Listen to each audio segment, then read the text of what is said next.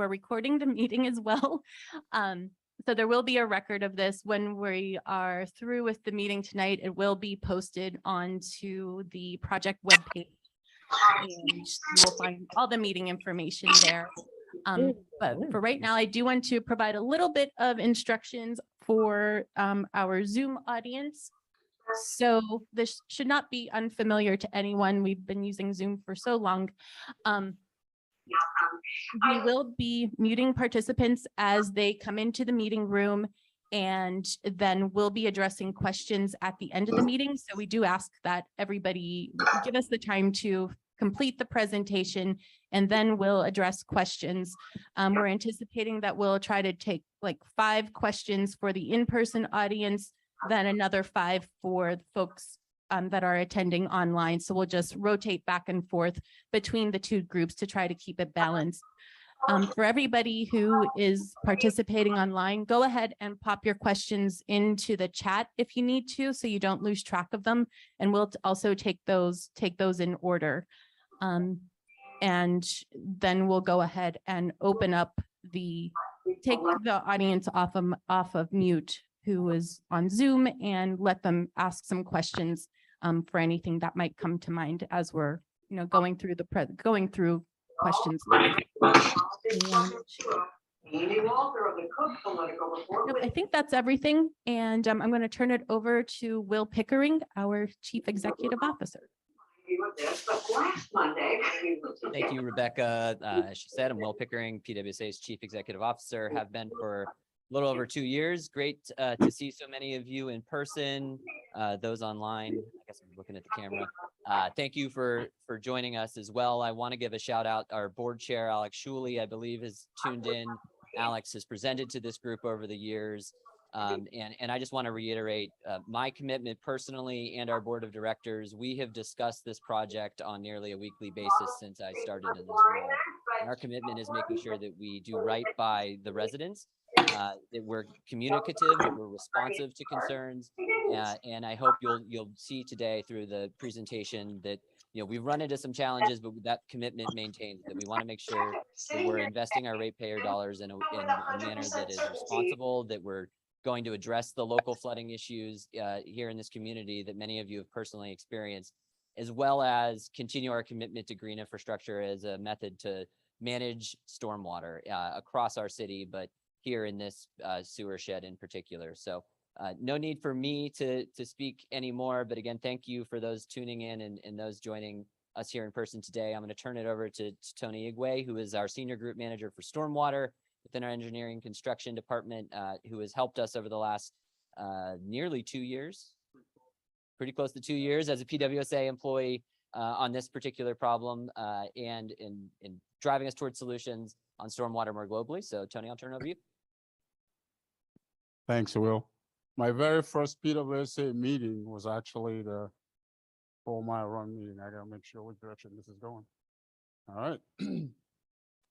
So just a quick, in terms of agenda, we're going to review the project background and just walk through the new directions that we're talking about. And just a couple changes in the middle is talking through from some of our watershed partners that will give them time to speak as well. That's part of the reason we're kind of waiting to the end to take questions. Just that way we give them the opportunity to go through what they have to go through. I got to take this off. Thank you. So by way of project background, just to give you guys a quick, I think the last meeting we had was back in October, was the last meeting we had. Since that meeting, we've had a series of meetings also with DEP and some other things as part of the joint permit applications. Within that time frame, PWSA also had initiated a water reliability plan, and Kate will talk through with you today how, just give you kind of highlights of that plan and how it impacts what we're doing. And after the series of meetings that we had a meeting in October. After that, we had a series of meetings with DEP. It became fairly clear that some of the directions we're going to, we had some challenges that we'll talk through in a few minutes. But that necessitated taking a slightly different direction. Before I go into that, I think I'll hand this over to, oh, okay, cool. So I'll do that now. You know what? Let me move this over, sorry. Are you gonna need this? Yeah, okay. DEP's review proved really difficult, and it's not their fault. A lot of times what happens is as many comments as they get in, they feel compelled to respond to those comments. So whatever questions they get, they ask us to provide the answer. So as part of that, their review became fairly rigorous. But two main items we ran into that was kind of problematic. One was the dam itself. The dam, the location of the dam, and the reclassification of the dam to now where it became a high hazard dam, which required a different level of analysis and approval and permitting. That was the first thing. The second issue that we had with DEP was in the stream itself. The stream, the way it's set up, one of the things we wanted to do was have a liner and some other things like that to make sure we keep the water in. We had some differences of opinion in how the stream will be designed. And those differences of opinion really made it kind of difficult to move forward. Additionally, in their permitting, because of the stream, they were treating the storm sewer piece that goes all the way to Second Avenue like it was now a stream. So we daylight the stream, we add the storm, we drop it into the storm sewer, it goes to the river.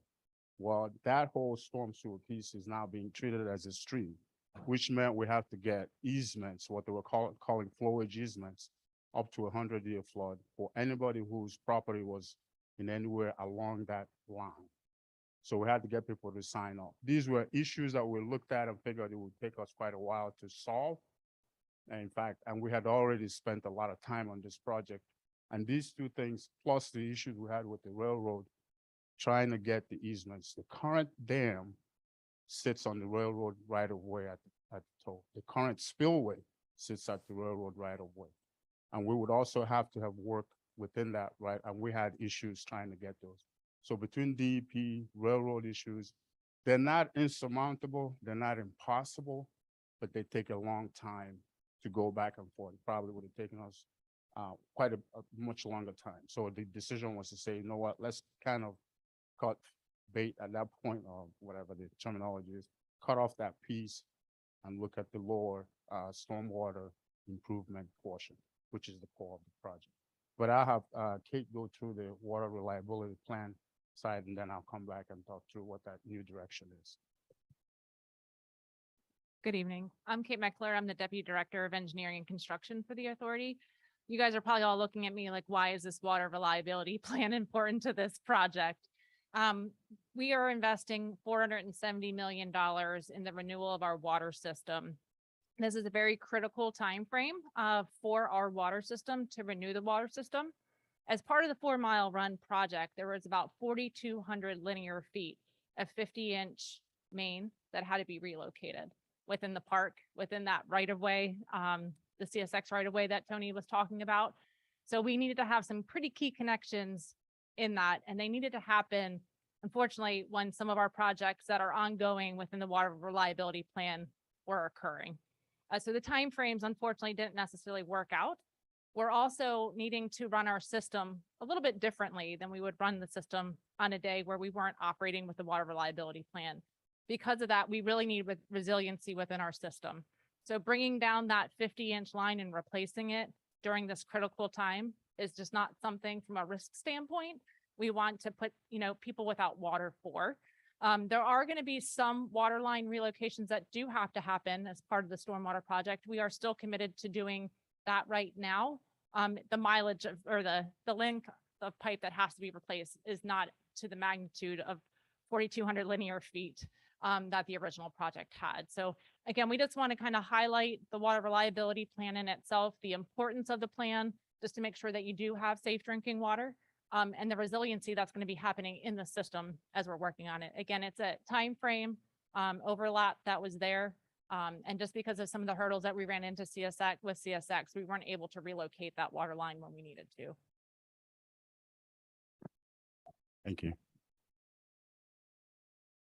So in terms of the new direction, we're calling it a new direction, but it's really what we kind of took a couple of steps back and said, what is really the project? The project is actually called 4 Mile Run Stormwater Improvements. And so the question was, maybe let's take a look at the project and focus on reducing flooding and concentrating on the neighborhood itself. So that's kind of where we looked at. So the map you're looking at, I think most of you have seen online and some other places. But essentially what we're doing is the limit of the work now doesn't include, what you don't see on there is Panther Hollow Lake. And you don't see the the Junction Hollow stream daylighting.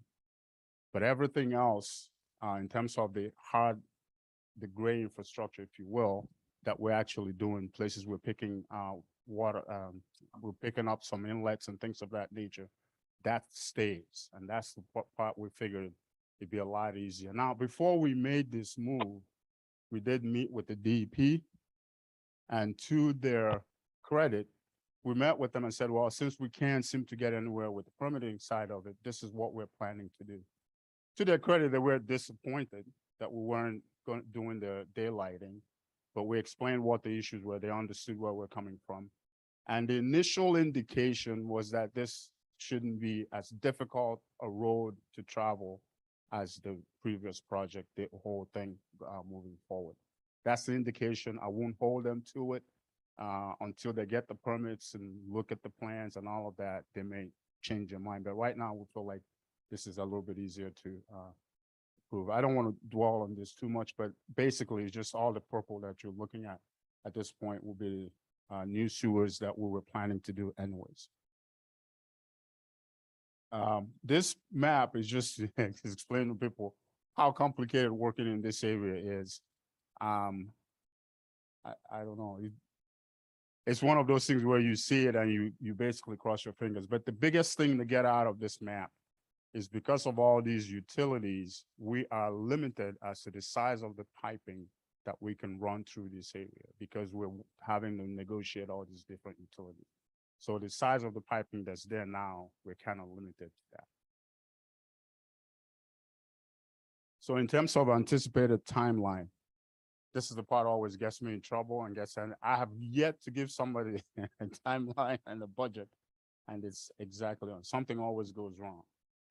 You get into review, somebody gets reassigned, whatever, but this is the best we can come up with sitting here today, is that the design and submittal of the permit would definitely take place in 2003, and we're allowing about a 12 months plus or minus for review with DEP. It could take longer to do.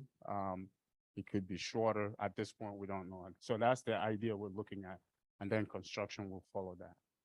So essentially, roughly, you could be looking anywhere 18 months from to the start of construction if things go well. If it goes a lot better, maybe earlier than that. So that's really the best we can come into at this time. The other thing that became apparent is people are going to be worried about, okay, so what's the budget? The total budget is still what was set before. We haven't finished our rescoping work that we're currently working through with our engineers who are going to do this new approach that we're doing. But you can see the breakdown on some of the work. The total is still somewhere around $42–43 million. Now that total might change eventually because some of the projects have been done. The M29 outfall was completed. The number on the previous sheet for M29 was 3.6. By the time you're done, based to other changes, it's a $5 million project. The other thing that is, I'm going to go back a little bit, sorry about that. The other thing is the $10 million reimbursement that we're applying to for Arkasan. That is now going to be a little bit in limbo, and we're still working with them to see if there's a way to still preserve those funds. They're going to have to look at the new project that we're rescoping and then give us an indication of whether we still qualify for that grant or not. So those are some of the risks we're kind of taking by doing this. In terms of expenses, we've spent close to, PWSA has expended close to $7 million in terms of planning, design, permitting. And this goes way back to when the project was originally how do you say, conceptualized. So the next steps will be to finish the rescoping with the technical folks, get their budgets set, and then try to make the board meeting for December to go through approvals and get things approved. And like we said, it's kind of early to give you any concrete cost estimates for those, but as future meetings that we have and we get those numbers and we have future meetings, we'll definitely make sure to make that available. Also, one of the things we are going to end up doing is updating the website as soon as all these different things go on. So like we've done in the past, some of that information would also be available in that location. This is another issue that a lot of people worry about. PWSA, you guys make promises of green, and then you decide not to do it. But one of the things that gets lost in that conversation is when you make the promise of the green, you put together beautiful conceptual plans. They're really conceptual plans. If you ever gone to auto show, Detroit has them a lot. I lived in Detroit for a long time. When you go to an auto show, they show you a model, the 2020 Ford Mustang. When 2020, you go to in 2015, they show you 2020 Ford Mustang. 2020 rolls around, it looks like it, but it doesn't have all the features. Because the model they show you, the concept they show you is not roadworthy. To make it roadworthy, they have to go through permits and people reviewing it and changes and whatever, legal issues. By the time you're done, the product that you have may not look like the product you envisioned you were going to have. That's what happens with green. When you put it together, it's to show people, hey, this is what it could look like. It's a concept. But by the time you're done, you may think you're going to have 10 inches to a foot of water in a particular channel. When you do the flow monitoring, you do the final design, you're only going to have 2 inches. If you have 2 inches of stream, you don't have much. It's not going to look like a stream. And those are the issues we struggle with. So it's not that we don't want to do this. We can't not do it. Does that make sense? PWSA, given the amount of flood, stormwater we have to handle, we can't do all our stormwater in the next however many years we need to do without having some green infrastructure work included in it. So the question is how to optimize that, make the best of it. So I belabor the point. Water quantity and quality, those are two aspects that we're always looking at and concerned with. The quantity side is fairly straightforward. Figure out how much volume you have, manage it. The quality, and then as you're managing it, determine what level of service. Are we going to provide a 2, a 5, a 10, 25 year? How much are those going to cost? You guys have heard this spiel before, but that analysis needs to be done. And the water quality side is already on the way. Alcosan, by committing to build a CSO tunnel, is going to handle a lot of the water quality on the CSO side of conversation, including the M29 outfall. But PWSA has a stormwater water quality responsibility, which we're calling an MS4 permit, that we also need to work through and make sure that it makes sense as part of this. In order to do that, then there's some long-term strategic planning that we've undertaken, and that's going to be something that we're going through in the next few months. People will get to at least look at the plan itself, comment on them. But in addition to the plan, we're looking at a wet weather plan portion, that's the lower half, which is going to be a result of a consent decree with the EPA that we're currently negotiating. So there's a plan on the stormwater side. There's a consent decree on the combined sewer overflow side that will have combined sewer overflow and sanitary sewer overflow. Those two different areas, if you will need to be planned and worked through as we're moving forward. The consent decree part, the wet weather part, at least that one we've established. We know how much the planning is going to cost. The stormwater piece, we're still working our way through the approach for that. On the strategic planning, what they did was give us a kind of a high level evaluation of what PWSA needs to do to manage stormwater in the system. And in that planning, they talked about partnerships with community groups locally. In fact, they talked about partnership with other city departments as well that would be responsible, especially parks and other partners like that. So these relationships will help us to make sure that we're working with the people who are actually going to be impacted with the project. And as well as working with partners, we don't own any of the land. We're going to need to work with people who actually have some property like parks and redevelopment authorities and see to what extent we can work with them to piggyback some of those projects as well. So those are things that kind of in the planning phases. And I think this is where I hand it over to you. All right. So at this point, we do want to hear a little bit more from our community partners. And the first up is Erin Tobin with the Pittsburgh Parks Conservancy. She is on Zoom. So if Erin, you can unmute yourself if you want to walk us through the slide. Hi, everybody. Can you hear me okay?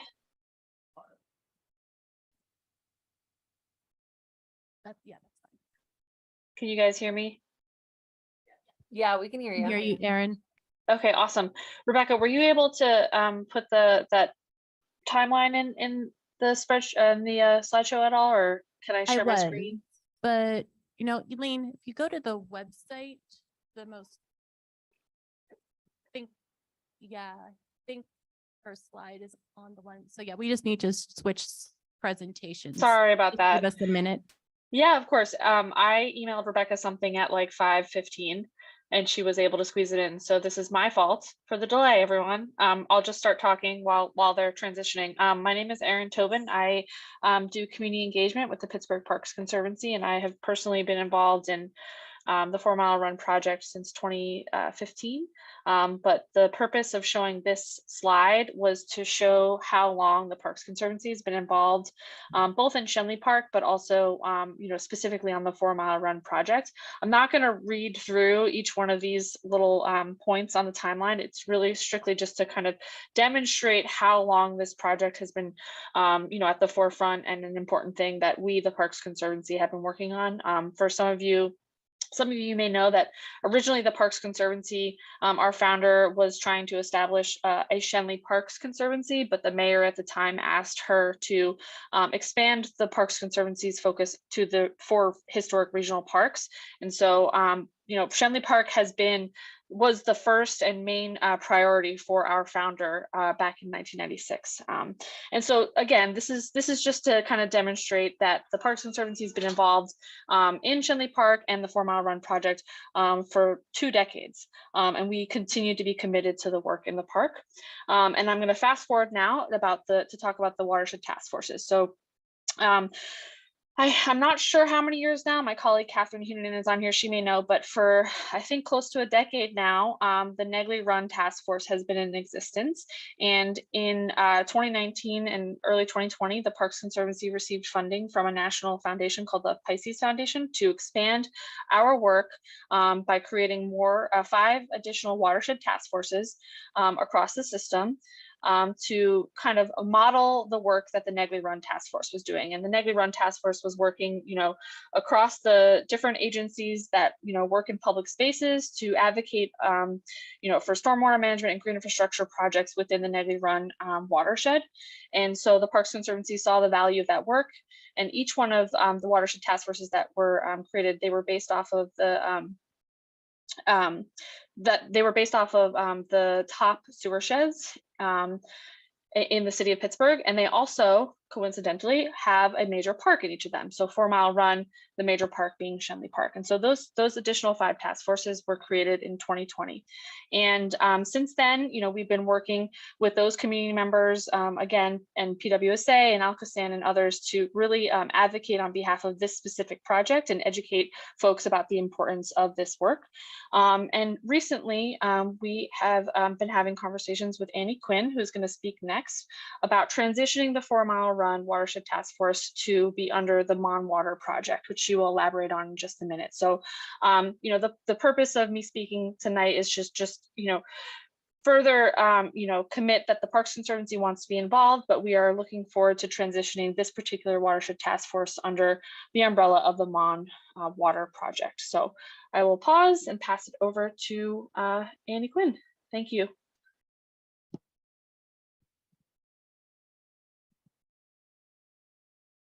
Hello, everyone. Hi, I'm Annie Quinn, and I am excited to stand before you today because even though you got the invitation from PWSA, you didn't know that you are coming to the launch party for a brand new organization within your very own community. So this is something that I'm really excited to present to you about tonight.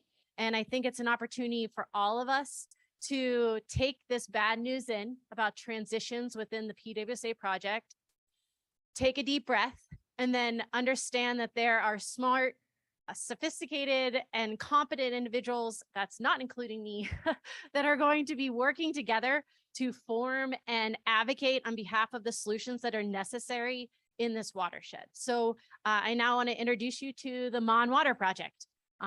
Next slide. So the Mon Water Project is in its draft stage. So right now it consists of me, and that's not enough people to be a community organization. And so the goal tonight is to speak to this task force, this group of PWSA individuals, this group of leaders within our region, and say that the next step for us all to have a voice within our community's solutions is for us to unite under the Mon Water Project. So the Mon Water Project is a fiscally sponsored project of New Sun Rising. They're a nonprofit in Millvale. Their job is several different sectors in nonprofit management, but the cool thing is they're also a professional fiscal sponsor, which means that I didn't have to go through the IRS. I didn't have to apply. I don't know any lawyers. I don't even know the process for getting my 501c3 status, but it's something I now can learn while having the fiscal sponsorship through New Sun Rising. So this is my draft mission statement. What does, after being a part of the Parks Conservancy task forces from the beginning, after being a resident here for 12 years and being the person that I am, these are some of the initial concepts that I've laid out for what the Mon Water Project could be. The Mon Water Project and its coalition will conserve, restore, enjoy, and protect our neighbors' tributary waters to the Monongahela River.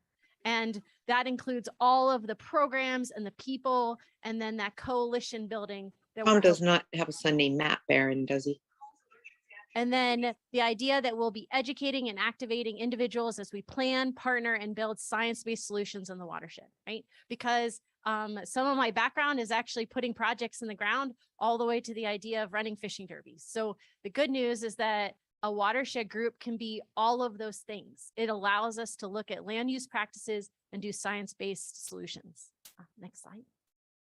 So the vision for this, and you heard PWSA because they're a legally run authority of our city, of the PUC at the state level. They're not allowed to say this phrase. They're not allowed to say that flooding is solvable because they have to be able to be legally liable to that phrase. Whereas the power and the benefit of a 501c3 that can dream big is that I am allowed to say that my vision for the Mon Water Project is that flooding is solvable, that creeks are restorable, and that rivers are for recreation and urban land use practices can be a part of a sustainable restoration and conservation movement in the city of Pittsburgh. Because 501c3s with visions in mind allow us to eliminate the barriers of what living in an urban watershed might look like historically and allow us to start view that from a new perspective.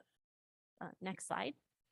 So this is incredibly small on purpose because I didn't want you to read it because it's still just, this is what my brain does on a daily basis. This is called mind mapping. So this is a mind map of everyone that I believe could be a partner at the table for the Mon Water Project. So you have on the left, education and conservation and recreation partners and religious partners and healthcare partners and advocacy partners. You have government partners. You have offices. I think I even mistakenly have Corey Connor on there, but now it's Barb. So woohoo! So we have all sorts of district 5s and 8s, and we have the councils and the cities and the mayors. The cool thing is that as we work through the Mon Water project, all of these partnerships, the value of a watershed association is that we can bring them to the table and make sure that the Parks Task Force can build up to be a more structured and solidified nonprofit that provides the advocacy we need to pressure PWSA to the solutions that will be helpful, right? So next slide. So this is a lot of words, and I'm not going to read it to you, but I want you to know that there's a lot of philosophies around how a watershed group functions, how we move through our communities, how we interact with our water. And so there is this nationally recognized philosophy called One Water. It's the belief that there's no such thing as wastewater and drinking water and the silos that water naturally gets put in by permitting. And you heard Tony say, well, this is a water quality thing. Well, actually now we're thinking about a water quantity thing. The cool thing about the Mon Water project is that all aspects of that water will be a part of our conversations. So how is the drinking water and what does lead do in the Hazelwood neighborhood versus the Greenfield neighborhood versus Oakland? How are those repair processes going, on top of what are the sewer lines and how are they activating and what type of storms result in flooding in the run?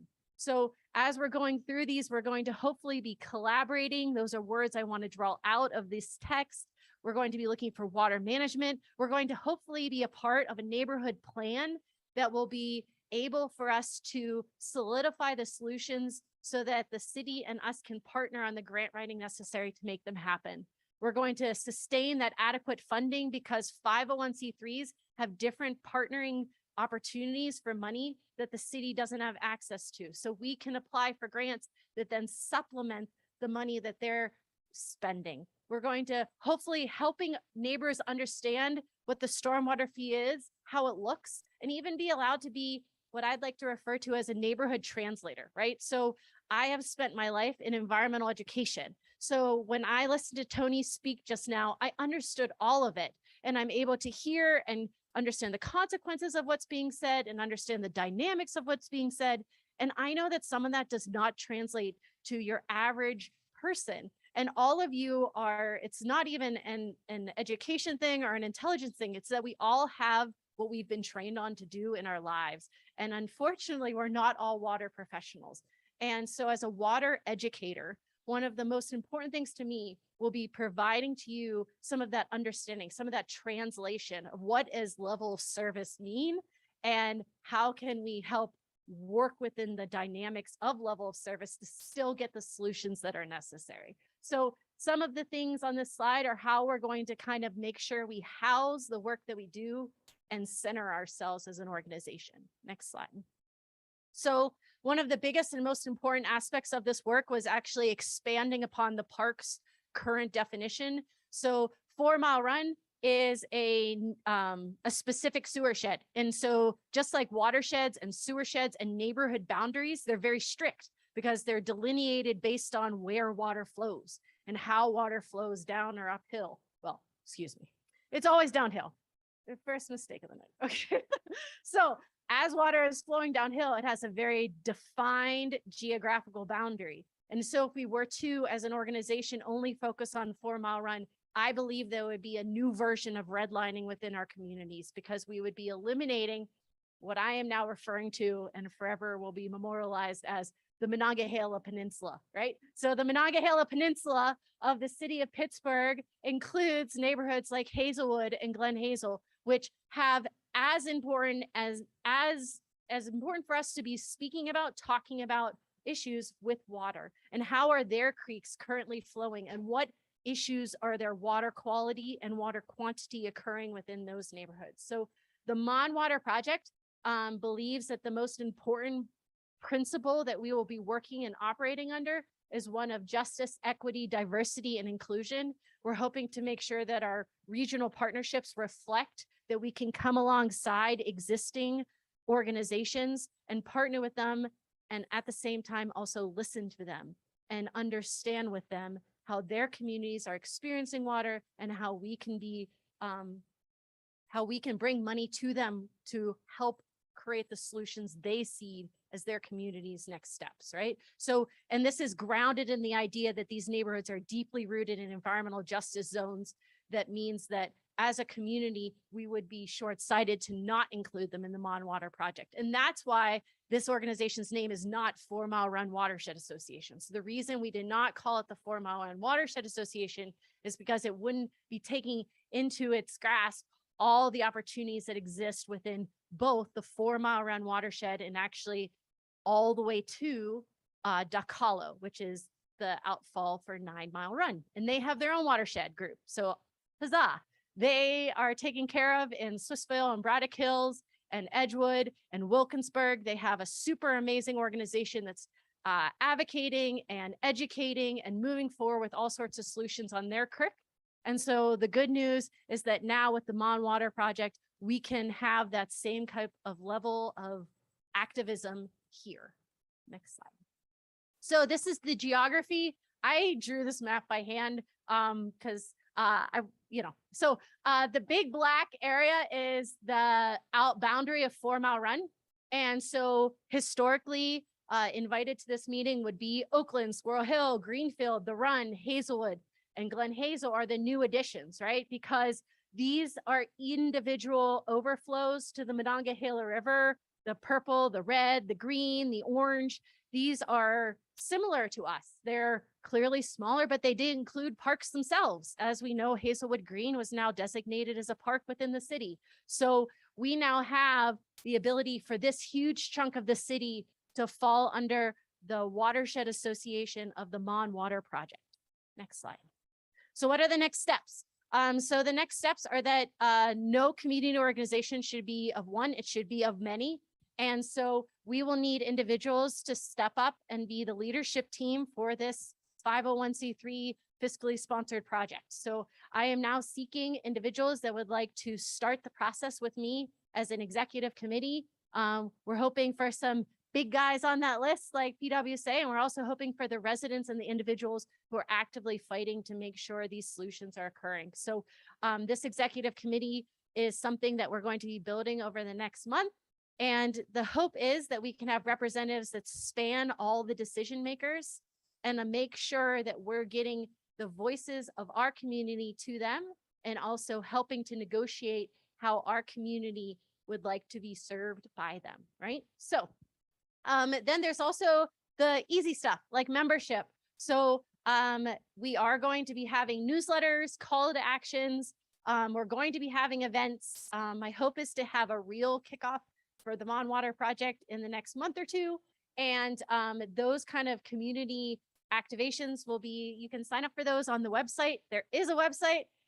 So like call out to my son who helped me design it. I am a scientist, but I'm doing a lot of stuff that's outside of my profession and learning as I go, including at some point, I'm going to post my first TikTok. So if anything, you probably want to be there for my first TikTok, which will come out, I'm sure, sometime soon.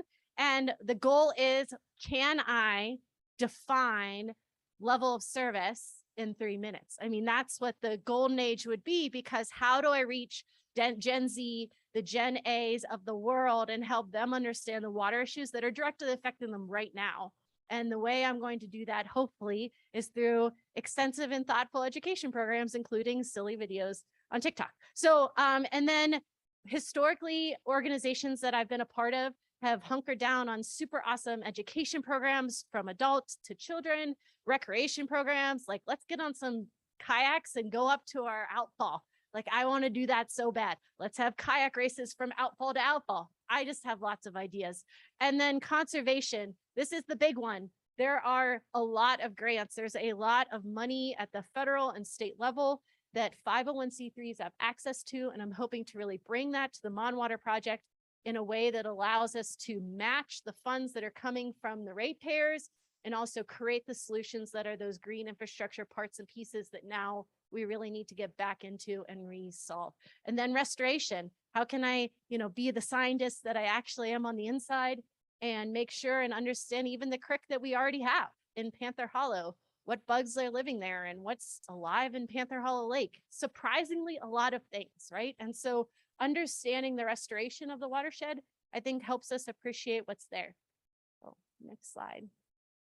And just so you don't think that I'm not qualified to do this. I am definitely not qualified to do this, but I am going to try my best. So I like to think of myself as living in multiple watersheds. I like to think that I have received the education necessary to start something like this. I have a bachelor's degree in environmental science as well as political science. I have a master's degree in environmental science as well as water resources management and conservation biology. And during the day, I work with an organization that is actively doing water resources management across the entire county of Allegheny. However, this job will be entirely outside of those business hours.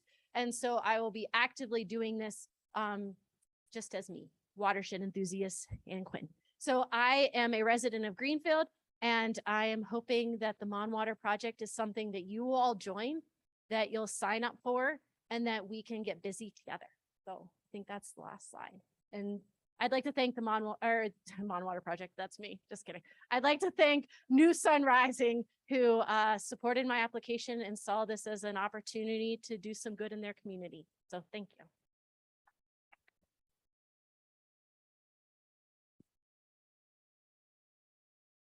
Thanks, Annie, and thanks, Aaron, for giving us the background on the 4 Mile Run watershed, and Annie kicking off the Mon Water Project.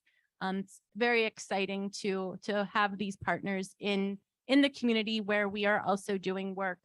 And with some of our stormwater projects where we have had partnerships like the Whiteman Park project, which was a partnership with the city of Pittsburgh, and also Volunteers Field out in the Sawmill Run area in Carrick. That was also another cost share with the city of Pittsburgh. And through that, we were able to do a lot of work that brought additional community benefits. So by having these conversations with the watershed organizations here in Pittsburgh, hopefully the conversation around green infrastructure will continue, remain positive, and help to bring about additional opportunities. The PWSA will be focusing on the stormwater pipe portion of this project going forward. So just some of the next steps is going to be to finalize the scope of work and complete the design of that project, and then submit the new joint permit application. And once that application is approved, once that permit is approved, we will then be able to move forward with construction. And the timeline for that, as Tony had said, is still being developed. So we will be able to come back to you with additional information on that timeline at a future meeting. But we do want to make sure that you stay informed about this project. So we do still have the project webpage. It is pgh20.com/4mr. And that does need to be updated with the new information. We will be working on that throughout the week and make sure that it is up to date before the Thanksgiving holiday so that you have the most current information available. We will be committing to quarterly project updates via email. So whether a lot of work had happened or very little work had happened, you can expect to get an email from PWSA about this project on a quarterly basis. There is a way to subscribe to the listserv that we maintain through the project website. So if you just go to the /4mr webpage and scroll all the way to the bottom, there is a subscription box where you can enter your email, enter your name, and be added to the listserv.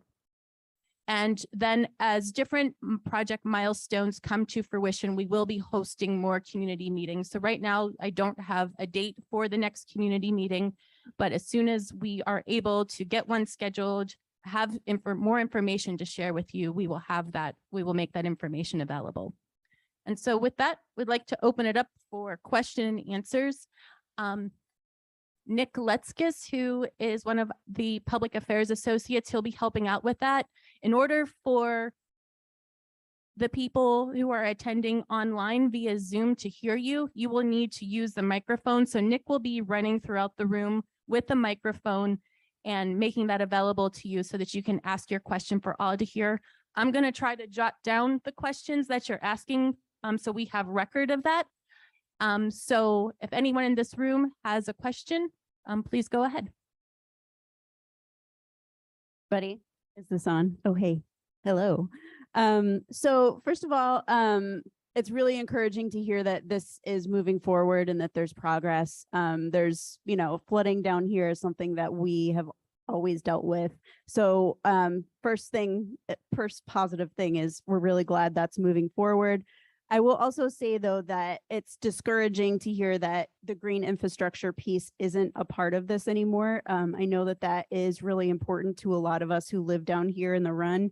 And, it's all of the reasons why that's not going forward do make sense. But there are a lot of opportunities down here for green infrastructure, including the playground redo that's going to happen. We've all been really inspired by what we see it over at Whiteman. And so, there are things that come to mind right away that, we kind of see as green infrastructure that don't have anything to do with Shenley Park that can be a part of this. But really my question is, because this is important to people in the neighborhood and PWSA, is there a plan to kind of create a schedule for green infrastructure phases of this project? Because if it is important and it does have to be part of this project, we would love to just have some sort of plan in place to say, once we do this, then we're planning to do this, which is the green infrastructure piece. So that would be my question is there the intention to kind of get that plan in place and communicate it to the neighborhood? This is where I get in trouble. Yes, the first step of that plan, the very first phase of it, is what we're calling a strategic plan, but it's not specific to the 4 Mile Run neighborhood. One of the things we're struggling with as PWSA is to say we probably need to take a look at different areas, just like 4 Mile Run across the city, and take a look at what the exposure would be for PWSA to be able to offer a specific level of service, like I was talking about earlier, and what that cost would be to PWSA. That planning still needs to be done. The thing with green infrastructure is you run the risk of doing green infrastructure. If you're doing it for combined sewer overflow, 1 inch, inch and a half, I think is what PWSA is saying for 24 hours. That is not a big deal. Locally here, though, because Alcosan is building a tunnel, you would basically be spending the money twice, right? You're capturing the same amount of water, whether you're doing it with green or with the tunnel. So one of the things we're looking at is how can we take that green to the next level of actually helping us with stormwater control, which will be much higher level than the CSO control. And that's the part that we still need to plan. And that plan wouldn't be just for 4 Mile Run. You kind of need to know your exposure citywide before you start jumping into one particular neighborhood and doing the work. And hopefully that helps out. But that's the.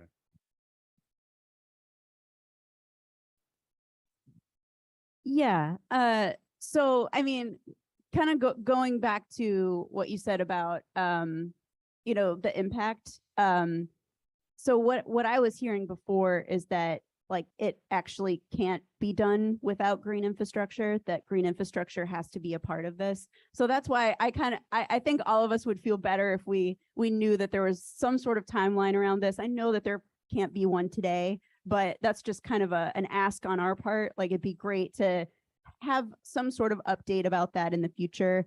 And we'd also be interested in hearing more about potential for partnerships with the city, like that happened at Whiteman, just because our playground is getting redone within the next year or so. And so there's a lot of opportunity there to put in some green infrastructure. So anybody that we can kind of contact, advocate for that would be great.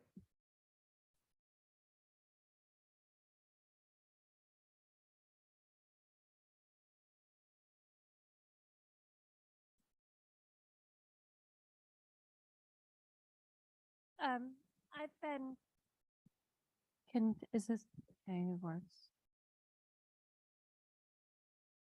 I've been working on water solutions down here in the run for almost 20 years because we've been flooding for as long as I've lived here. And I have 2 properties down here and both of my basements have flooded extensively. I'm talking like 4 feet, 6 feet, 8 feet, depending upon the floods. And I've been adamant at all of these meetings, listening, and I've worked on my properties. Both my basements have 0 windows, 0 doors. They've all been blocked up, rubberized. I have backflow valves installed, which means no sewer water can come in, which means now when we flood, I have inches of water. But that has cost me thousands of dollars, and I've been waiting for a long time, and it's really wonderful to hear people talk about solutions.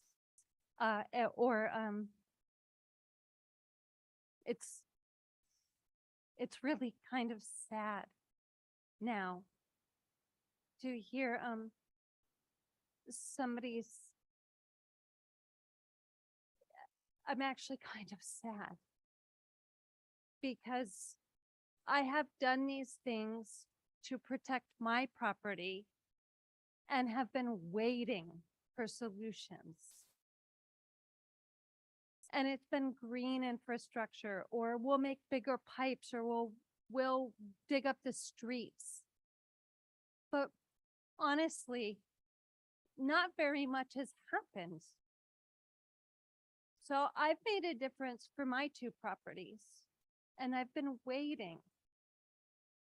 And I've trusted people.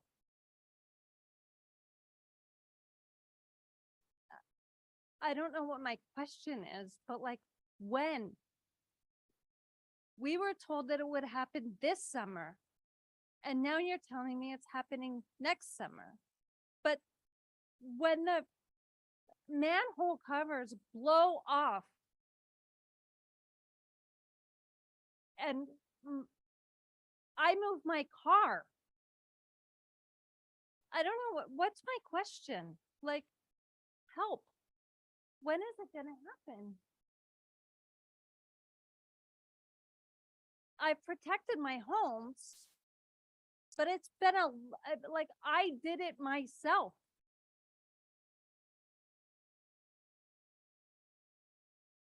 Tony, do you have an answer? I don't personally, I mean, I don't have an answer as such, except to say that the commitment PwC has made is to continue to work through whatever obstacles we come through, to the extent that we're able to work through those obstacles to make the project happen. That's the only thing PwC can really say. We So what will about work my with, What I've done? I'm sorry? What about my neighbors who haven't done what I've done? Like, do you know what it means to have shit water 8 feet high in your basement? Cause that's what it is. It's really hard to clean. That is true. That is you've said, everything you've said is true. And it's not that, I'm not standing here saying that I have the perfect answer for it. But the only thing I can't say, the only thing PwC can't say, in fact, that's part of the reason we looked at the other project that would have included all the stream daylighting, included all the other bells and whistles, which they're not just bells and whistles, they're actually good for the environment. But we recognize that that would even take much longer to work through between the railroad and the DEP. And we basically said, let's make a decision of saying, what's the core of the project? The core of the project is to try to remedy some of those situations. And that's what this project can do.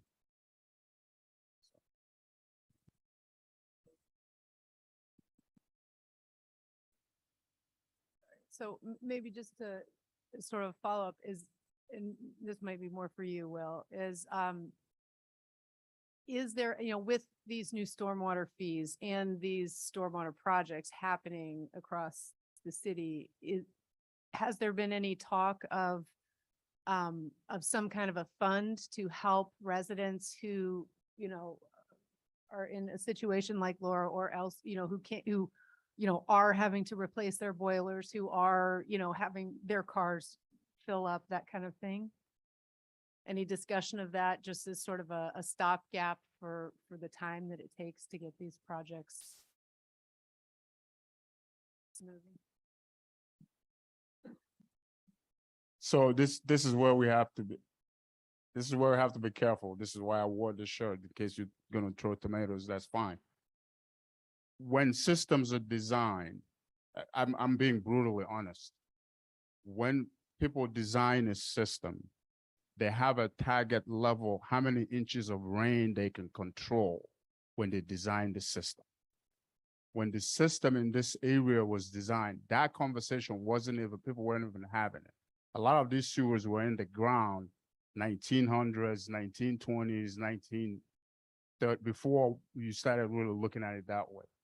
So what happens is if you thought you were going to be able to handle 1.5 inches of rainfall and you size your system to handle that, when development happens and it continues to happen, all of a sudden that 1.5 inches isn't enough anymore. It changes. So basically when it rains any harder than the 1.5 inches that you're designing for, things are going to flood. And that's really where we are now. Most of the system that was designed, that's what we're calling level of service. The level of service for most of the sewers in Pittsburgh is less than 2-year storm. Let me say that again. The level of service for most of the sewers in Pittsburgh is less than a 2-year storm. That means on the average, once to twice a year, you're going to be expecting the storm greater than that to happen. What's happened is in the last 10 years, those storms have gotten worse. They've actually, it's like a multiple of 10 times. Where if you look at the graphic we used to have as PWSA, back in the 20s, 30s, 40s, 50s, you had maybe 10 days of now you're getting 120 days of what? So that's the problem so the stormwater fee that's in effect right now barely covers just the maintenance and stuff that we already gone through. And that's why the strategic plan, we keep going back to it. That's why we started with that, to take a look at, okay, once we start trying to solve this problem now, how do we even address it? The other thing people overlook is PWSA did not, and I'm not saying this as a cop-out, but PWSA as an entity did not become a stormwater agency until 2019. So until 2019, stormwater management in Pittsburgh, that's what you had. So again, this is not going to solve the problem tonight, but it's just sometimes when you have public meetings, there's a sense that people are just sitting up here feeding you BS. This is a difficult problem to solve. It wasn't, nobody envisioned it 100 years ago when the system was being designed. Those of us who are now here are saying, let's look at the problem and do the best we can to solve it. But we still got to answer to DEP. We still got to answer to whether they're railroads, other entities, we still got to answer. We still got to answer to Pennsylvania Utilities Commission. And all of those are different kinds of hurdles. They're not necessarily obstacles. They're just hurdles we have to work through, and it takes time to work through those. And that's really the best answer I can give. I don't know any other type of answer except to say that's what we're trying to remedy. Yeah, well, I'm not sure who's. But these are good questions because you're going through it yourself. I mean, a lot of what you're describing to me, I cannot imagine, but that's, so. Yeah. But that's.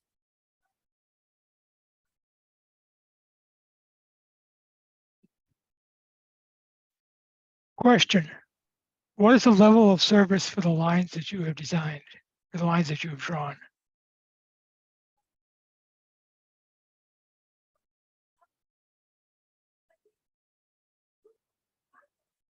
Can't hear her. Cannot hear her.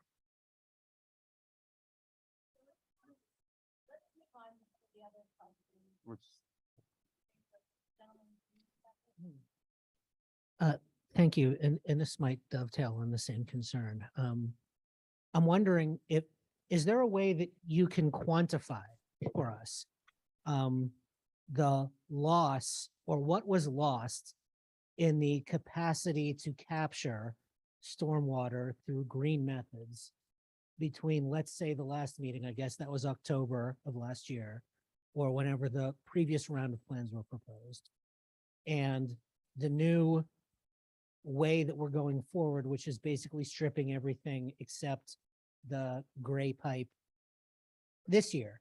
And I just want to say as background, the reason I'm asking, is there a way you can quantify the gap between what we were hoping for and what we were missing? Is because it's a bit of a disappointment at this juncture, because a lot of residents and businesses have issues like we just heard. And also because, you know, among what's changed since last time, I mean, it sounds like, okay, the railroad may have changed their mind. It sounds like maybe the PWSA pivoted as far as its goals. And, you know, another thing that we all recognize that has happened is that the Mon Oakland roadway was rejected. And, you know, part of the suspicion out here is that, like, well, if we're not doing that anymore, I guess there's no reason to give you the extra stormwater infrastructure. So, you know, in order to sort of put our minds at ease and let us fixate on sort of what our goal is, where can we get back where we were? Okay. You know, what has been lost since the last iteration of the Excellent plan? question, because I think that probably got lost in the shuffle and other conversation. In terms of the stormwater level of control for the run, nothing is lost. Level of control. In other words, what we did models before. That's why we didn't revisit a lot of this. We did models before, and we showed you how high a 10-year flood in the simulation would have gone. And we showed you what the reduction was. There's no change in that number. And we'll confirm that, but there's no change in that number. Where what we lost was really the, right now there's a stream that drops into the combined sewer and goes to the Alcosan plant. Small stream, basically on a 24/7. That stream, we were going to pull that out. That's what we're going to daylight, right? Daylight the stream, make it nice for people to look at, and then you still dump it back in the sewer. That water isn't going in the sewer now. We're still going to reserve space for it, just in case we end up having to work through and still do the project in the future. So we're not saying that project is dead, never to be revisited. What we're saying is we're going to cut that off and do the storm sewer portion today, because it's easier for us to move forward. We think it'll be easier for us to move forward with and get done quicker and provide the relief that people need. And then we'll work out the details of the green infrastructure around it later on. That's really it. But nothing is lost in terms of net storm flow that you're handling. Yes. I hope that's clear. There's no change in the whatever level of control we have. There shouldn't be any change in that level of control. It's somewhat clear, and I'll follow up with our friend Okay. Annie at the end of the night. Okay, yeah, that's really, but thank you for that question, because that's really important. It's not like PWSA is pulling, we're reducing the performance of the project. We're not.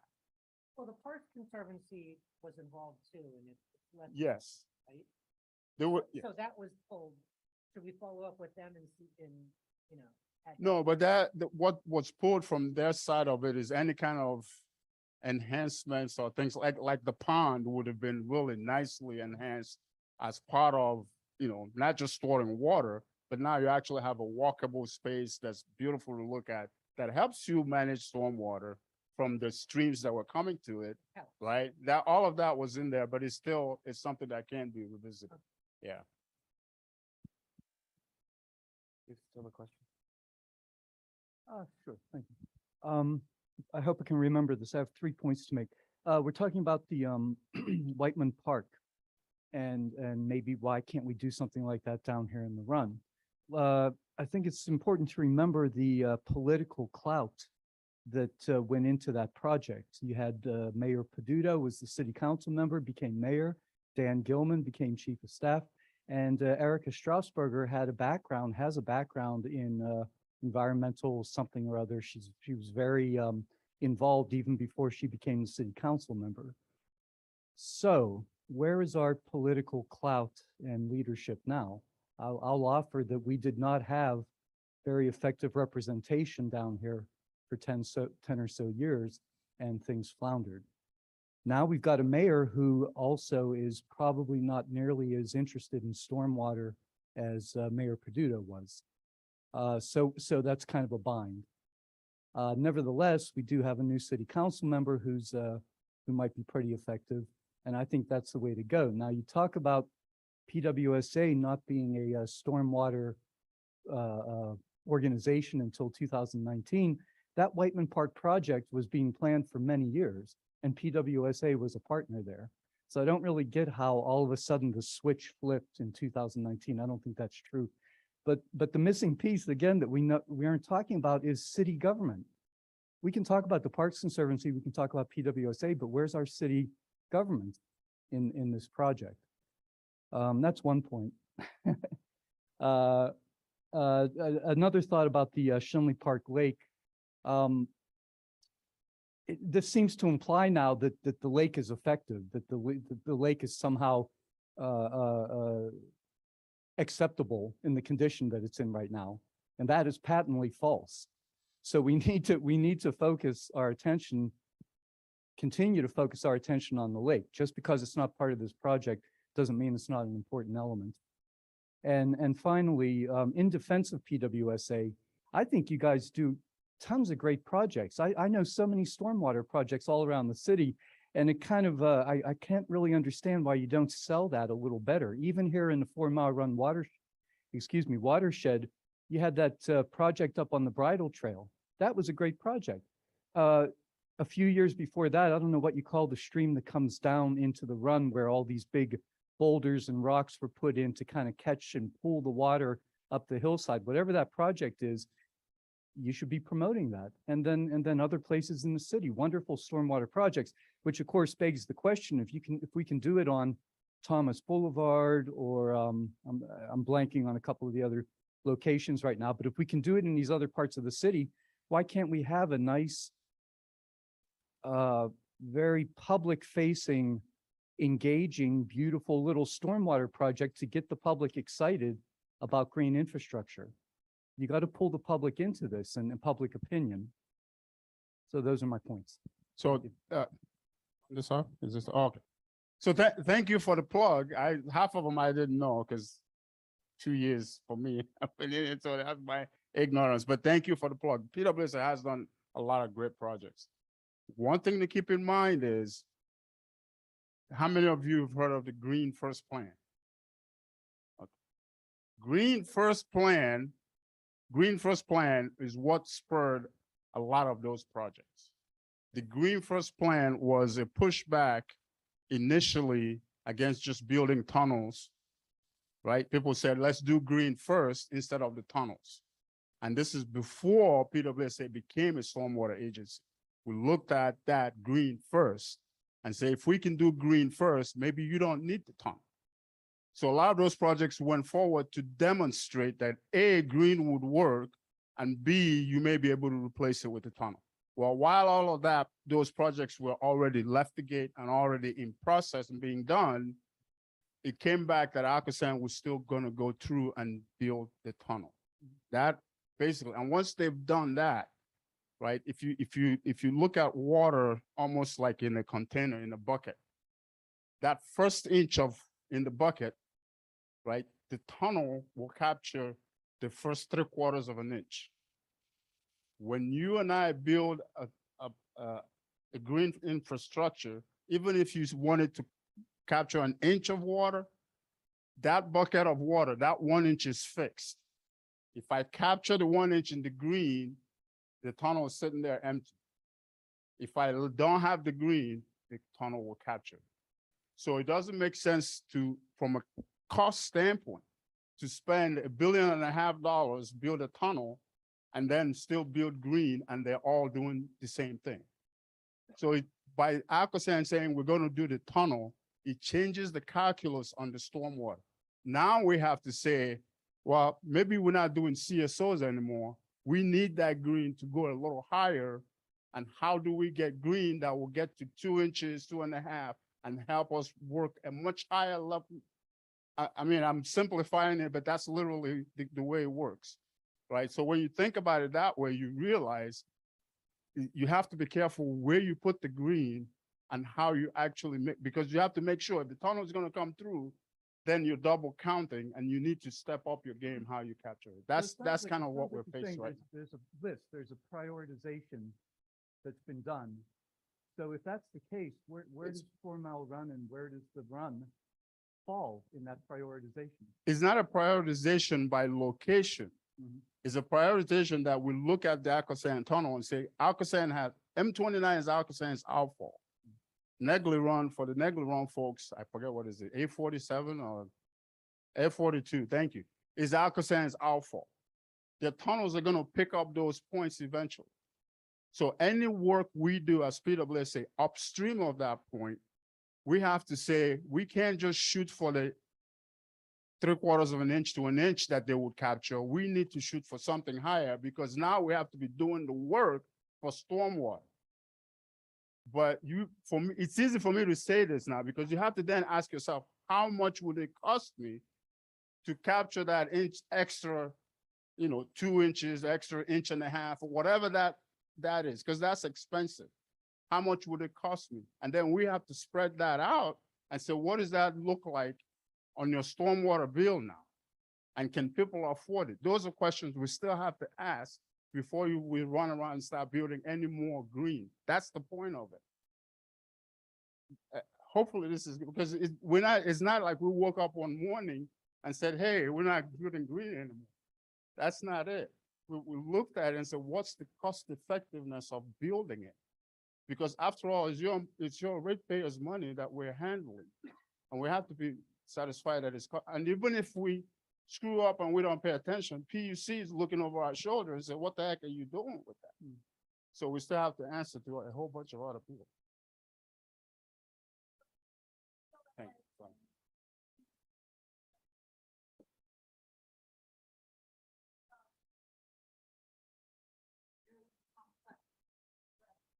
Yeah, it is. I mean, hopefully I'm not coming across like.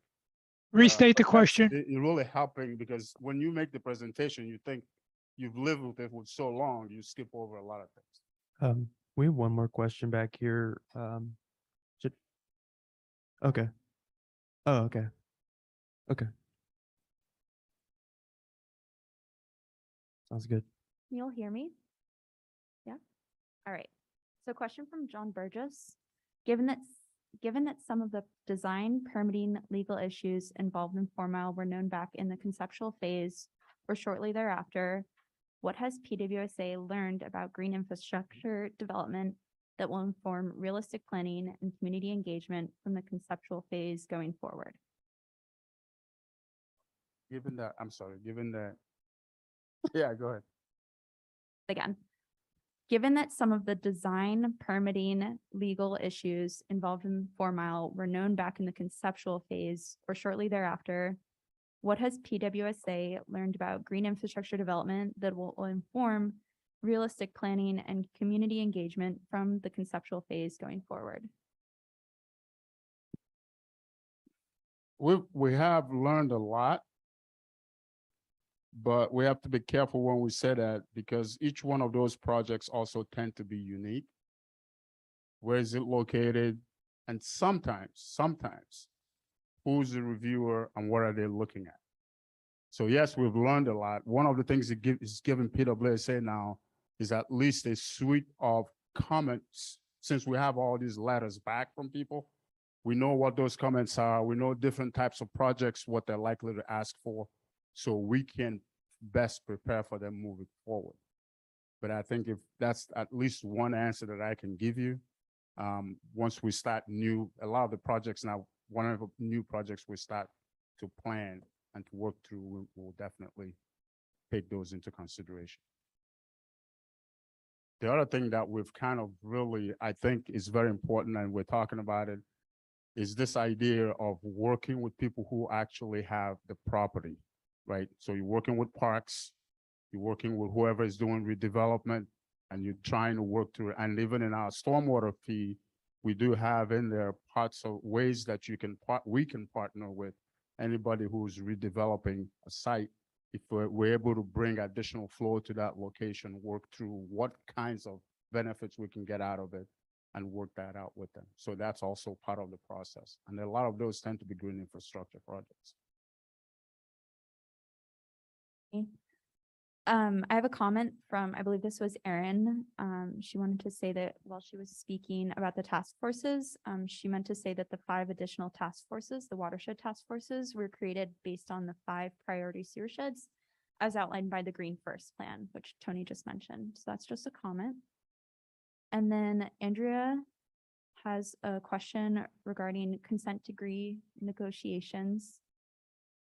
I just got off a development activities meeting Zoom with the University of Pittsburgh regarding one of their cold water recycling / stormwater capture projects, a gray infrastructure cistern under Mazeroski Field.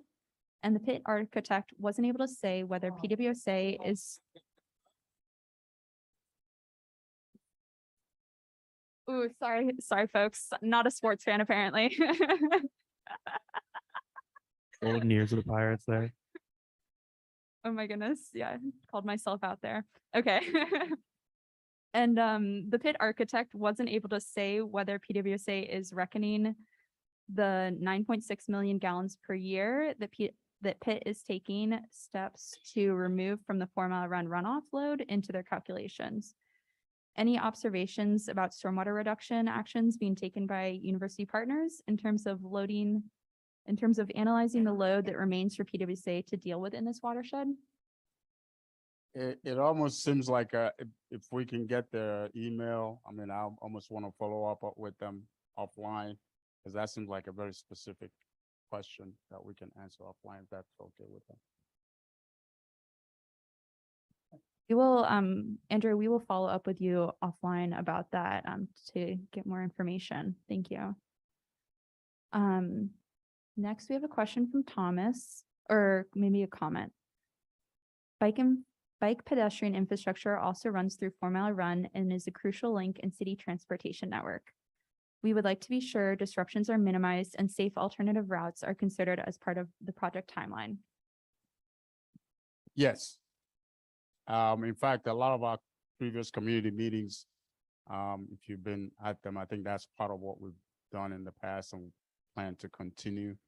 And we've actually have met with various people like Bike Pittsburgh and some of the other people that would be impacted to make sure that the impacts are minimized. So that's something we're definitely keep an eye on. And then a question from Holly, the Swinburne Bridge rebuild has a target date for construction approximately the same timeline as this flood control plan. How will you coordinate with the city on that? So who's? This- It says somebody has a project? It's the Swinburne Bridge. Swinburne, sorry, folks. Oh, yeah. Can't say anything right. Well, I wasn't gonna bring it up, but yeah, we are coordinated with them. We had a meeting today, actually. 3 o'clock meeting with the designers going over the different things that they're looking at. This is they call it the Fraser Street Bridge. You call it yeah. Not PennDOT? Which one? Swinburne. Okay, we have to check because somebody told me they were calling it a different name, but different project. Okay, we'll need to coordinate with them then. Yeah, we need to get with them because the meeting we had today was the PennDOT one, just to make sure where the peers were gonna go and how it was gonna impact our projects as well. And also the timing of the construction and things of that nature. So that's a conversation. I didn't know about the city one, but we'll have to work with it.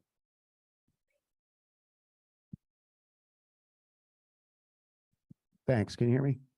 So obviously there's been people in the residents in the neighborhood that submitted questions that couldn't be here. And there are a couple of our questions, but first I wanted to know if these are not going to all get asked and answered tonight. Can we submit these to you via email and get answers from these questions, first of all? Yeah, we've typically done that and Okay. we'll answer the questions. Okay. And I believe one of our allies is online. She's gonna dump them all into the chat. So just so that, So 'Cause what kind- we think it's important that the public see our questions and the answers given as well. Okay. Sounds good. So just to kind of tag along on this Swinburne Bridge project thing. It's interesting that they met with you, but PennDOT and Domi, they had one meeting about the bridge project, and they declared that they weren't going to have any other meetings until after all of the decisions have been made behind closed doors by God only knows who at the end of the process. So if you can share what they shared with you, that would be great, first of all. Secondly, some of the concerns that people have is that there's only one way in and one way out of the neighborhood. So, and it's been kind of described to us in the past that the work that you guys are going to do, it's going to be like the Ukraine down here. It's going to be like a war zone. And it's going to be like 2 or 3 years of terrible awfulness, dirt, noise, you name it. And it's going to make like a huge disruption to the neighborhood and people's lives here. So now Domi is trying to bully through this Swinburne project very, very quickly. We know why, but I'm not going to get into that. So, you know, there's this concern about the overlap of having both of those done, if there's any overlap. There's also, but specifically, because there's one way in and one way out, you know, the road's going to have to be closed at times. So what kind of arrangements could be made if there's a medical emergency down here? There are elderly folks, there are children that have, you know, some health conditions. There could be an accident, whatever it could be. So while the road is closed at any point, can we make arrangements to have the city have EMT down here while that's happening in case there's any problems like that? That was one concern that people had. Because if the road's closed, they can't get here. And then the other question was, what about possible shutoffs of water and sewage service during this project? Like, how are you going to manage that with the community? And I see somebody added, current system of communication has proven insufficient in the past. I don't know what, that wasn't my comment, but, and then the last question that I have, will you restore the neighborhood after completion as required?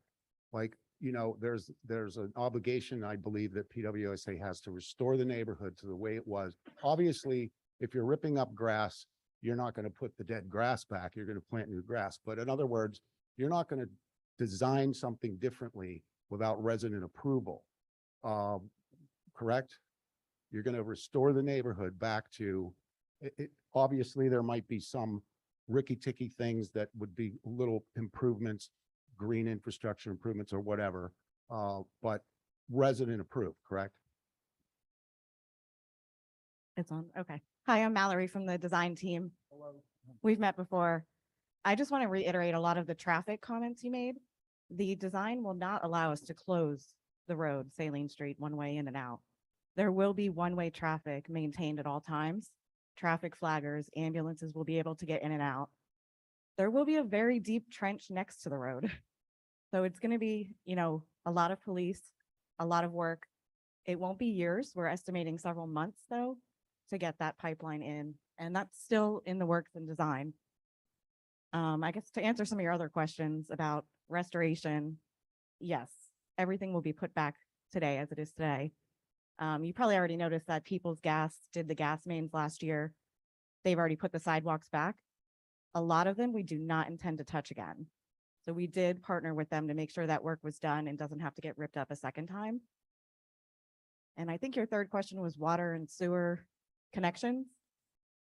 Disruptions, yeah. We're going to be building a separate stormwater system. So the existing sewer won't be disturbed. It'll be in place, in service the whole time. There will be some water main relocations that have to happen. And with those, services might be disrupted one at a time.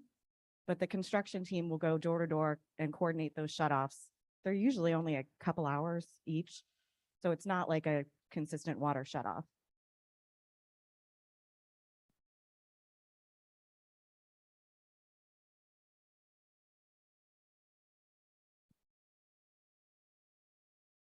Yes, we have a question right here, though.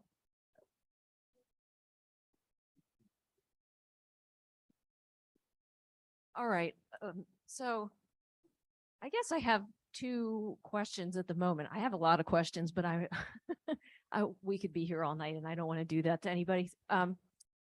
So one question is, I mean, we've been having these conversations for a few years now, and we know that one of the things that we have kept going back and forth on is, like, one of the things we were criticizing PWSA for before was that a lot of the water, like we only 20% of the water was coming from the park, and so 80% is actually coming from the other side of the watershed. So with this change, I was wondering if there are potentially opportunities now to address some of that 80%. I know there wasn't before, it was focusing on the park.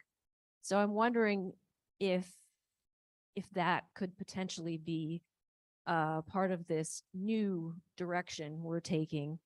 And then I guess my other question is somewhat related to that, and I will be happy with maybe a partial answer about this because I can talk to Annie about level of service more.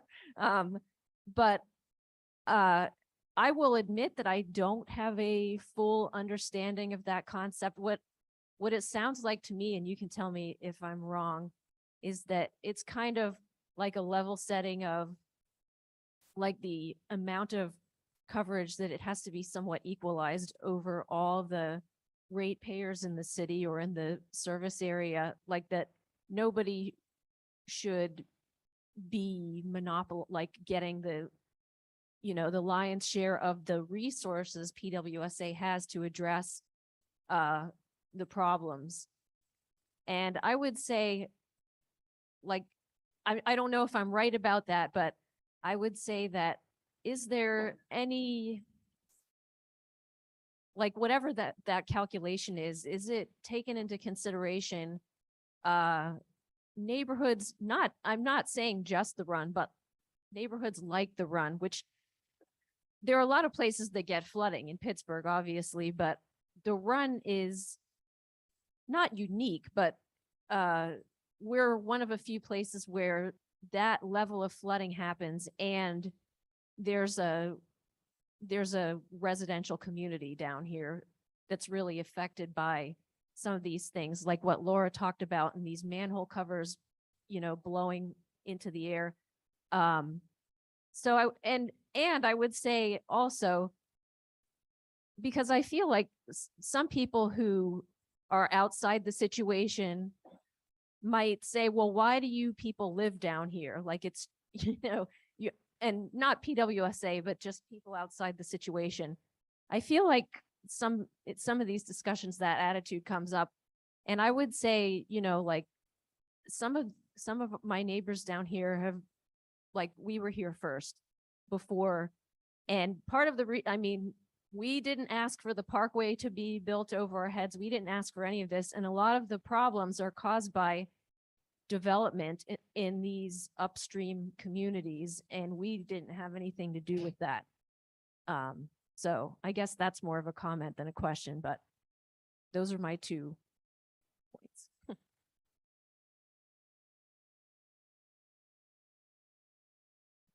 Was that's the first one you got?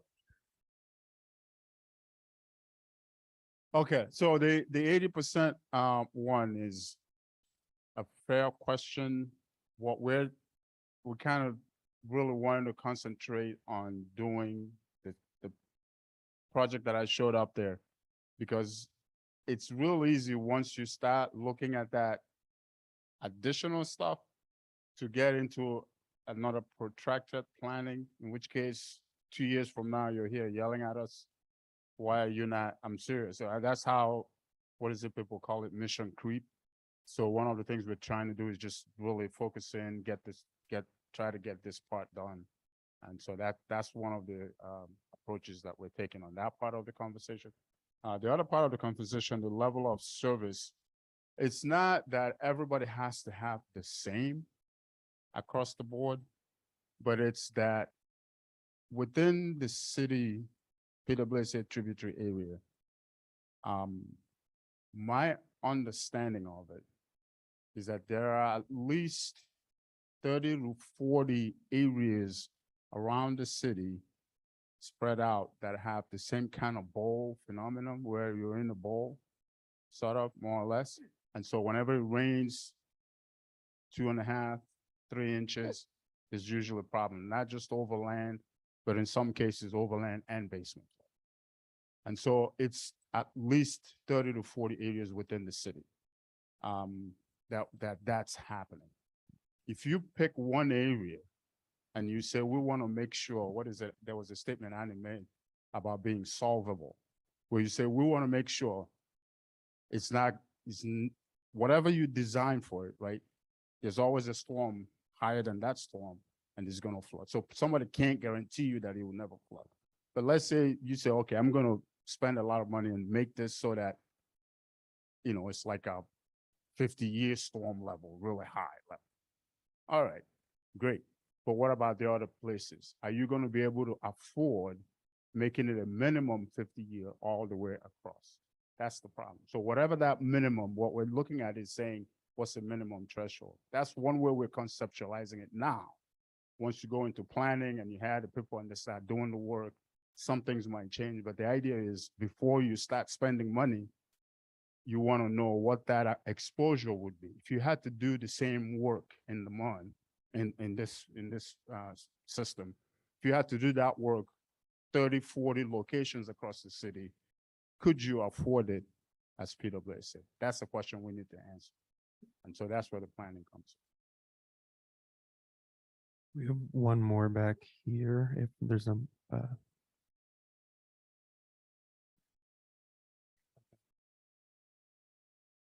okay. Yeah, so hey everyone, sorry, I'm cold. That's why I'm wearing my coat. I'm not leaving.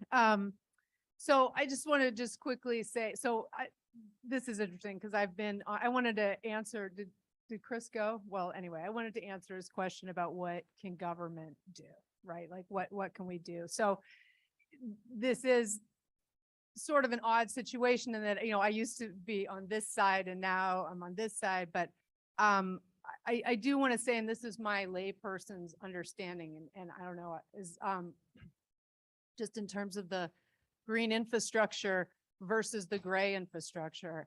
And at least my understanding, and also as a Run resident and listening to Laura and all the other neighbors here, is we need the solution here in the ground, down in the basin in the Run. And that is what this is, right? That is what this is. And that is the thing that can be done sooner rather than later. And all of the, park issues, Oak Lincoln, I've been there with you guys for 6 years fighting those things. So I understand, but now we're here and this is sort of the kind of get her done solution so that we do not have sewage water blowing off manhole covers down in the basin of the Run. That is what this is about. Now, as far as the green infrastructure, I'm hoping, Annie Quinn, that this Mon water project, that is going to be sort of the birth of that in our community, right? Where we can get this fixed, get past this awful flooding that we have right here, and then actually start to think about the bigger picture. What can we do uphill? What can we do in Hazelwood? What can we do, all around with this?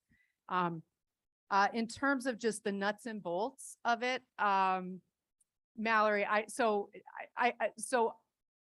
again, correct me if I'm wrong, but I'm sort of envisioning this as like piecemeal, like when our water main, but we had recently a water main break and like we didn't have water for like 3 days.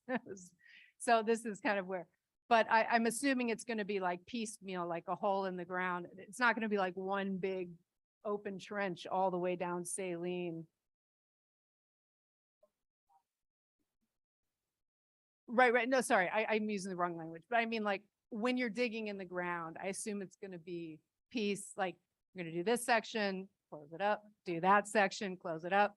Right. So you know, and that cars will be able to get in and out, right? There'll be someone flagging two directions, sort of what we're used to with that type of thing. I am committed to working with you guys about making sure that everyone knows, like, hey, this block, guys, you know, you're gonna have a lot of noise in your street for the next, you know, 2 weeks or however long it is for each section, you know, to make that a little more palatable.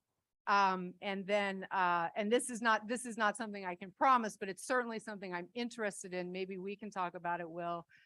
Just the idea, I mean, there's so much money in these projects. We talked about $7 million spent already.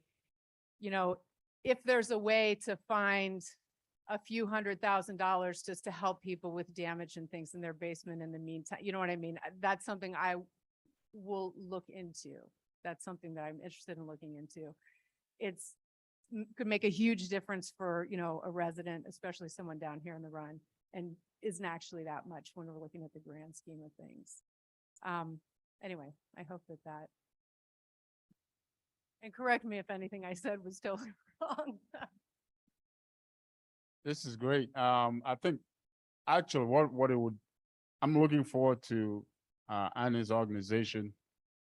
Among other things, I think that whole translation piece is going to be very important. I think that's really going to be important going forward, so that at least we're working not just with her, but with the rest of the group, but somehow there's a lot of that translation can work. Thank you. Yeah. Mhm. Hi, thanks. I hope this isn't a dumb question, but before I ask it, I just wanted to pick up a little bit on what Ziggy had mentioned before about people that don't live down here. And I've read it in commentary. I've heard it from a lot of people that don't understand this issue and the problem. When she says that we were here first, this neighborhood is a very historic neighborhood. It's been around since the late 19th century. Most of it was built. A lot of these houses were built by the immigrants that lived here while they were working 12 hours on, 12 hours off, 7 days a week at the mills. My grandfather was one of those people. And if you see the pictures, any pictures from back then, you're going to see like all the hillsides and everything. There were no trees. There were no big giant complexes. We didn't have corporations in Oakland acting as universities, building all this stuff with it, and it all ends up in the run. So between the combined issues of climate change and the overdevelopment, the reckless overdevelopment of higher elevation places, that's why the run floods so much now. So for anybody that would say, well, why don't you just move, is an idiot. You know, tell them to come talk to me. But the question I had was, I noticed that on one of the slides, it said something about a joint permit.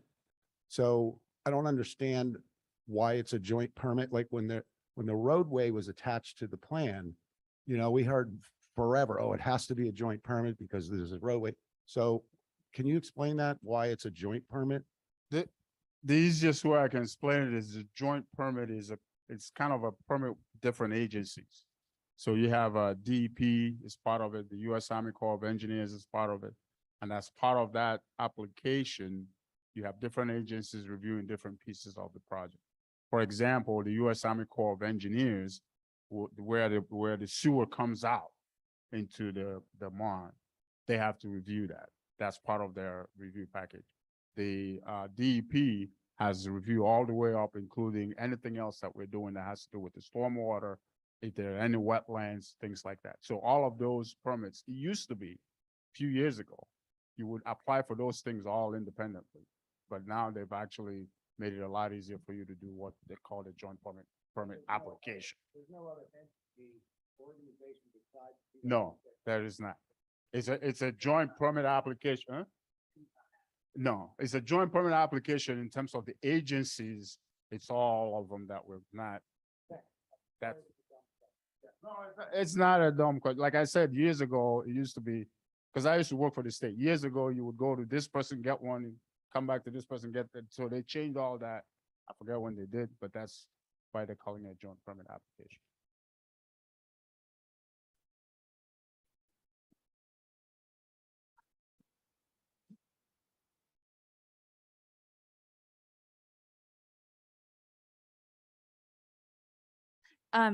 There's probably about 10 questions on Zoom.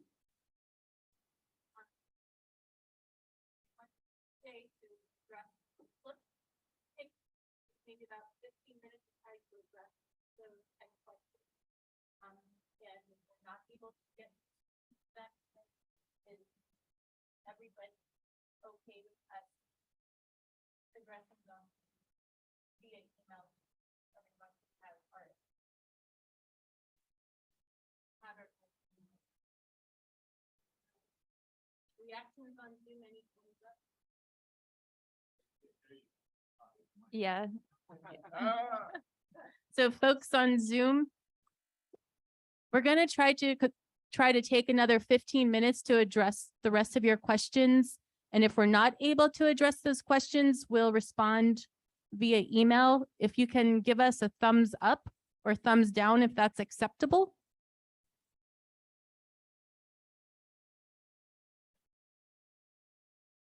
A couple thumbs ups.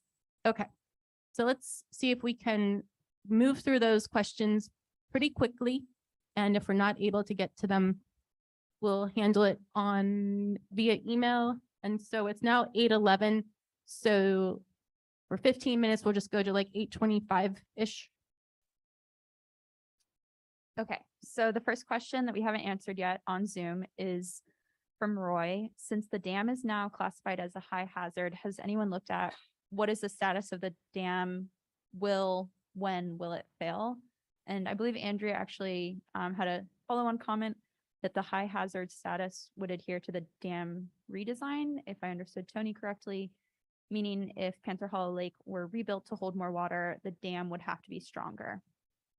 And Roy still wanted to know what is the status for the dam and when it might fail. That is a question. I mean, initially PWSA was, you broke it, you know, we got involved with it. Right now, we're putting that aside and separating it from the project itself. And so right now, the only thing I can say is we're concentrating on the stormwater project. That's a separate question we would have to look into. Okay. And a question from Andrea. It seems like PWSA is allowing the perfect to be the enemy of the good with regards to green infrastructure. What additional incentives can PWSA offer to individual property owners in the watershed to capture water on their properties? What incentives can PWSA offer through the stormwater management fees to actively reduce impervious surface in the watershed? What smaller scale projects can PWSA sponsor in the park to slow runoff? What partnerships can PWSA cultivate with the city and local organizations to put city roads on diets, reduce lawn area in favor of deeper root landscaping, restore hillsides, reduce the deer population, etc.? The easy answer to that really, and the short answer is that yes, we are, as part of the stormwater fee, incentivizing not just individuals, but also people who are actually have projects to do in terms of being able to get, I want to say rebates, I guess, on their fees, as long as they're able to do some substantive stormwater controls.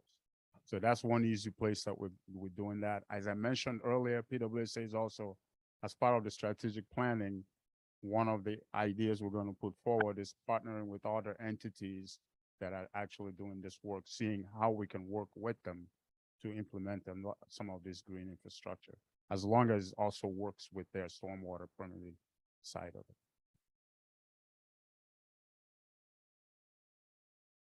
How do we access as customers, the incentivizing, like how do we get rebates?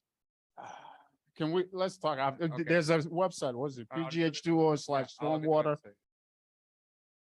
dash fee? Okay, thank you, that's the website, sorry. I don't have it up. But it's a website, it will actually walk you through the steps and all of that, yeah.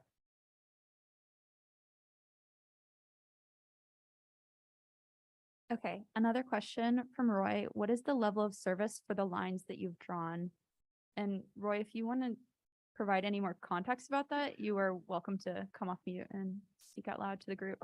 Yeah, that's fine. The lines that we've drawn, which are the purple lines, what we base them on is almost like going backwards. We looked at the largest sewer we can put in there, and you work backwards. What that does is for a 10-year storm, it reduces the flood level. I believe it's from like 3.5 feet to about 3 inches at the level. That order of magnitude is what it does. That's the size of the pipes. And in fact, it is limited by the pipes that are there now. All those spaghetti lines that we showed you, to work our way through all those lines, you end up with a restriction. You have to get under some of them, you have to get above some of them, and it restricts how much piping you can have. So we're stuck with that side. So it's going to Kenny? flood every 10 years. Andrew said, I'm also not 100% understanding why PWSA's applications for permits for the gray infrastructure lines under the run haven't already been submitted. Why wait another 18 plus months before construction could begin? The sewer lines have been part of the project since the beginning. Wouldn't applications for those permits have been submitted 2 years ago? Essentially, the permits that were submitted 2 years ago was for a different project, the way it's configured right now, not just the sewer line, but everything else. So if we lop off any part of it, they're looking at it as a new project. So you're resubmitting the project to them, and you're essentially starting from scratch. And that's where we are. A question / comment from Rebecca Kiernan. Alcosan's tunnels will only address flooding to a 2003 typical year when the tunnels are finished in 2036. Will PWSA's strategic planning for additive green infrastructure address Alcosan's far off timeline and account for the gap in stormwater management using future climate scenarios, or at least current conditions?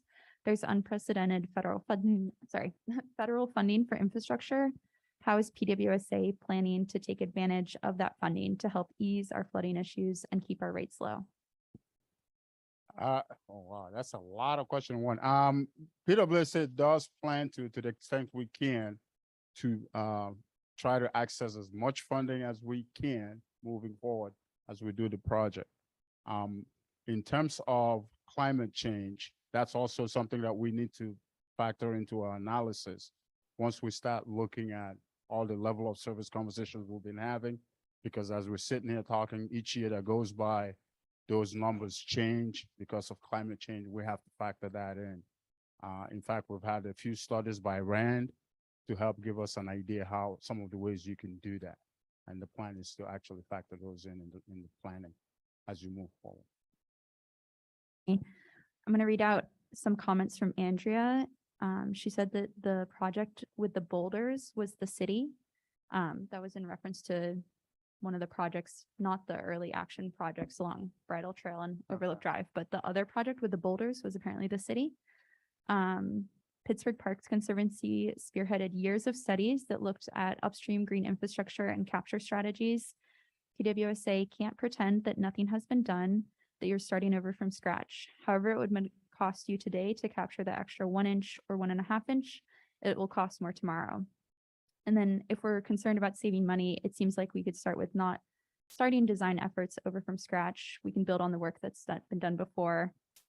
Also a comment of from Roy, if you have a railroad involved, forget it. And then a question from Mary Shaw. Will you ask the Planning Commission to require new projects to not make the problem worse? For example, requiring on-site water management, not increasing the amount of pervious surface, or maybe that was not increasing the amount of impervious surface, perhaps. Yes. And then in other words, will you work on upstream development to prevent projects from making the problem worse? Yes, As they're redeveloped, there are new standards that they have to meet, and those new standards factor in stormwater management. The issue with the work that was done before by the Parks Conservancy is really very simple. Again, we keep talking about two different things. When you talk about 1.5 inches of rainfall in 24 hours, you're talking water quality. You're not talking flood management. You're not talking quantity. If you get that 1.5 inches in 15 minutes, now you're talking water quantity and you're talking flooding. Same 1.5 inches, different time when it shows up. 1.5 inches, 24 hours, green infrastructure, no sweat. 1.5 inches, 15 minutes, you got issues because your conveyance can't even get it to the green infrastructure. So those are the kinds of things that we need to work through. We're not ignoring anybody, but you have to keep those two things in your head separate. Quantity, quality. One water, yes. Quantity, different problem. Quality, different problem. And we have to work with that. What Alcosan has addressed is quality, not quantity. What PWSA is gonna try to address is quantity. Hopefully that makes sense. Thanks, Tony. A question from John Burgess. How is PWSA looking at advanced climate projections and enhanced capacity to design the current slate of projects? Or are DP best management practice designs and City of Pittsburgh stormwater standards the standard for planning? How are we doing that? I'm Yeah. sorry. Sorry, I'll reread this one. How is PWSA looking at advanced climate projections and enhanced capacity to design the current slate of projects? Or is PWSA kind of relying on Pennsylvania Department of Environmental Protection, best management practice design, and City of Pittsburgh stormwater standards as our standard for planning? The City of Pittsburgh standards will still, those move forward and will stand.